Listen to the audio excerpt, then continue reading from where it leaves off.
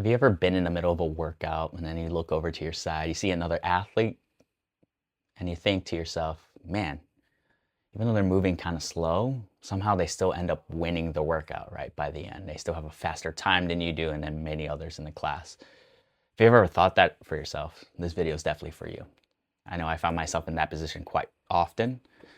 This is definitely one of those lessons I'm still learning even today, because the difference between an almost RX athlete and a very consistent RX athlete is an intensity and how they apply it during workouts. It's their pacing during a workout.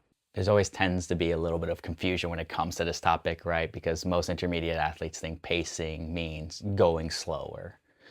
So they hear pacing and immediately assume, oh, I'm gonna lose time if I do that, right? I need to send it. But pacing isn't about being conservative, it's about controlling the intensity to a point where you don't lose time later on in the workout. RX athletes don't move slow, they move intentionally.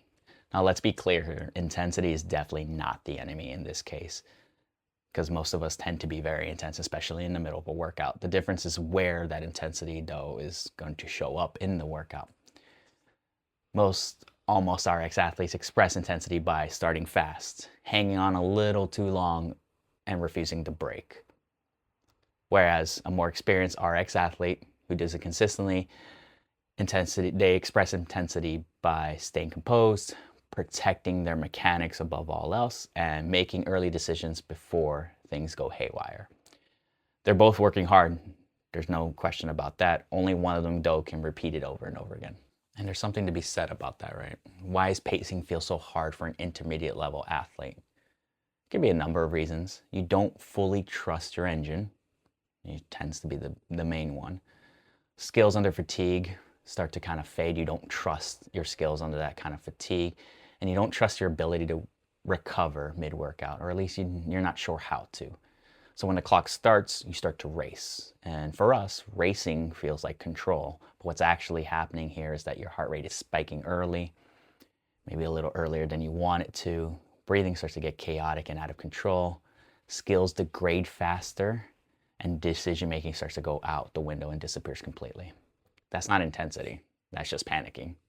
So then if we go back to my example from earlier, right, you look over at the person in class with you and you see them working methodically, you have to kind of think about it and take a step back and analyze what they're doing. Consistently, RX athletes are solving a math problem. And what I mean by that is they're asking, how many reps can I do before it starts to cost me time? Fatigue starts to cost me time. Where do I want my heart rate to live? And I think a lot of us need a lot of work on that, because once our heart rate spikes, that's where the panic starts to set in, because if it gets there a little bit faster than we are expecting, we start to lose it just a little bit.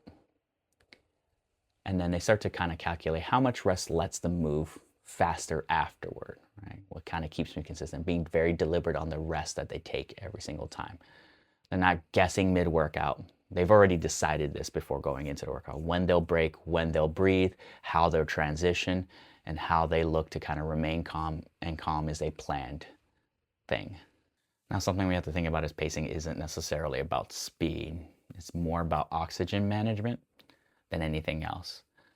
When you look at an almost RX athlete, and I still throw myself in this category, right?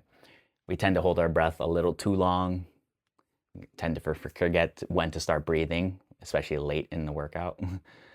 And we try to muscle through things. Try to use brute force to kind of get what we want out of the workout and try to move on to the next movement, or get to that next round, or get to that next rep. Whereas if you look by comparison, RX athletes breathe early, breathe often, and use breathing to control their heart rate. If you lose breathing, you lose pacing. And once you lose pacing, intensity goes from being intensity to being survival. This is why sending in a workout only works if you can recover. Most almost RX athletes can't do that. So they win the first minute and then lose every other minute after that. Whereas an RX athlete consistently are willing to lose a few seconds here early, only to gain minutes later down the line and finish out the workout or win the workout. That's not a weakness, that's more of an experience thing and something that needs to be trained. So that means the biggest shift that we have to make as an almost RX athlete is going from how fast can I go in this workout to start asking something more along the lines, how fast can I recover? because the athletes who recover faster always end up winning the workout in the end.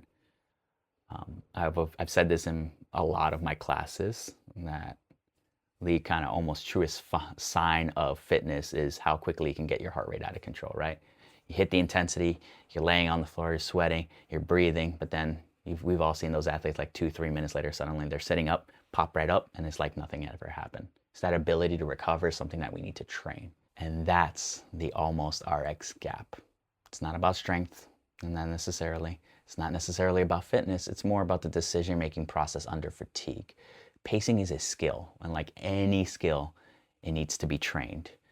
Once you stop panicking and start planning, RX stops to feel so overwhelming. It starts to become more doable, and you start to be more consistent in the things that you do. Yes, you may be a little bit slower than, say, if you just sent it, but you'll start to see that progression and that adaptation start to take place, and suddenly you start to get faster and faster and more consistent. So a couple of things coming up next.